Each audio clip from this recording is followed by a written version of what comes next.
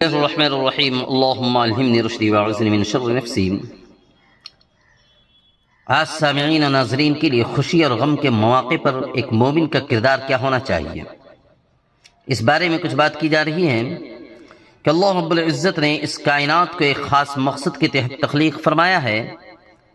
انسان صرف اس دنیا میں محض کھانے پینے اور سونے جاگنے یا صرف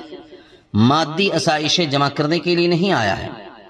بلکہ اللہ تعالیٰ نے ہمیں یہاں ایک امتحان کے لیے بھیجا ہے۔ کہ اللہ تبارک و تعالیٰ نے سورۃ الملک میں اس بات کو فرمایا ہے، الذی خلق الموت والحیاۃ لیبلوکم ایکم احسن عملا، کہ جس نے موت اور زندگی کو پیدا کیا تاکہ تمہیں آزمائے کہ تم میں سے عمل کے اعتبار سے کون سب سے بہتر ہے۔ تو ہمیں یہ پوائنٹ اور یہ نقطہ اچھی طرح سمجھ لینا چاہیے کہ آزمائش کا مطلب صرف دکھ اور تکلیف یا مصیبت نہیں ہے۔ اسلامی نقطۂ نظر سے خوشی بھی ایک آزمائش ہے اور غم بھی ایک امتحان ہے۔ جب اللہ تعالیٰ ہمیں صحت، مال اور اولاد اور کامیابیاں عطا کرتا ہے تو یہ دیکھنا چاہتا ہے کہ میرا بندہ میرا شکر ادا کرتا ہے یا ان نعمتوں کو پا کر کے کبر اور غرور میں مبتلا ہو جاتا ہے۔ اور جب وہی رب ہمیں کسی تکلیف یا بیماری یا معاشی تنگی میں ڈالتا ہے تو وہاں یہ پرکھنا مقصود ہوتا ہے کہ میرا بندہ مجھ سے شکوہ کرتا ہے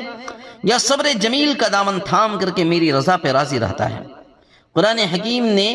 اس حقیقت کو بڑے واضح انداز میں بیان فرمایا۔ سورۃ البقرہ آیت نمبر 155 میں اللہ کا ارشاد ہے،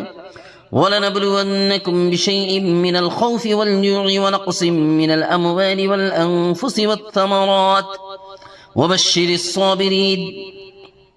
کہ ہم تمہیں کچھ خوف اور بھوک اور مالوں اور جانوں اور پھلوں کی کمی کے ذریعے ضرور آزمائیں گے، اور اے نبی آپ ان صبر کرنے والوں کو خوشخبری سنا دیجئے۔ تو اس آیت پہ غور کرنے سے معلوم ہوتا ہے کہ اللہ تبارک و تعالیٰ فرما رہا ہے کہ زندگی میں کبھی خوف کے سائے ہوں گے تو کبھی بھوک اور فقر کا سامنا ہوگا، کبھی کاروبار اور مال میں خسارہ ہوگا تو کبھی اپنوں کی موت یعنی جانوں کا ضیاع اور تمہارے دلوں کو زخمی کر دے گی۔ یہ سب زندگی کے وہ موڑ ہیں جہاں انسان کا اصل جوہر کھل کر کے سامنے آتا ہے۔ مومن وہ نہیں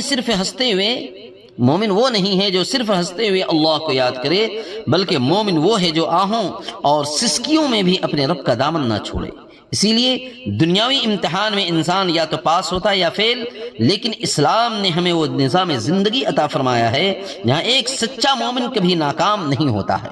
نبی کریم صلی اللہ علیہ وسلم نے مومن کی انفرادی شان کو ایک نہایت خوبصورت حدیث میں بیان فرمایا کہ عجبا لامر المؤمن ان امرہ کلہ خیر، کہ مومن کا معاملہ بھی عجیب ہے، اس کے ہر کام میں خیر ہی خیر ہے۔